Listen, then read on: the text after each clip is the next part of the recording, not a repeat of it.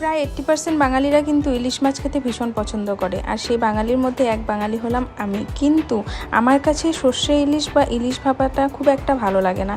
আমার পছন্দের একটা ইলিশ মাছের রেসিপি আজকে তোমাদের সঙ্গে শেয়ার করব, যেটা রান্না করছে আমার শাশুড়ি মা। তো চলো, তো আজকে আমি শেয়ার করব ইলিশ মাছের আলু বেগুন ডাঁটা দিয়ে পাতলা করে ঝোল।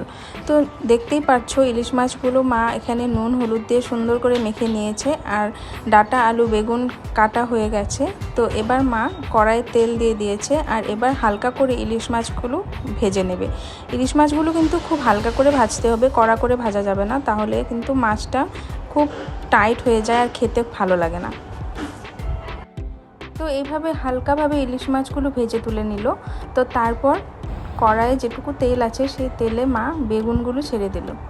তো বেগুনগুলো হালকাভাবে ভেজে নেবে তেলে। তো এবার এক এক করে বেগুন ভাজাগুলো তুলে নিচ্ছে।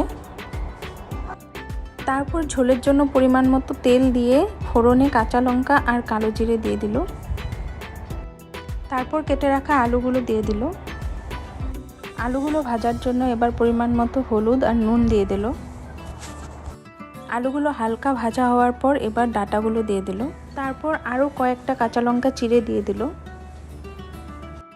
আর এবার ঝোলে দেবে মশলা বলতে কিছুই না, শুধু 1 চামচ হলুদ গুঁড়ো, 1 চামচ জিরের গুঁড়ো, একটু লঙ্কা গুঁড়ো আর পরিমাণ মতো নুন আর কয়েকটা কাঁচা লঙ্কা চেরা। তারপর মশলাটা ভালোভাবে নাড়াচাড়া করে ওভেনের আঁচ কমিয়ে ঢাকা দিয়ে মশলাটা ভালোভাবে সবজির সঙ্গে কষিয়ে নেবে। তারপর ঝোলের জন্য পরিমাণ মতো জল দিয়ে ফোটার অপেক্ষা করলো। তো তারপর যখন ঝোলটা টকবক করে ফুটছে তখনই মা বেগুনগুলো দিয়ে দিল।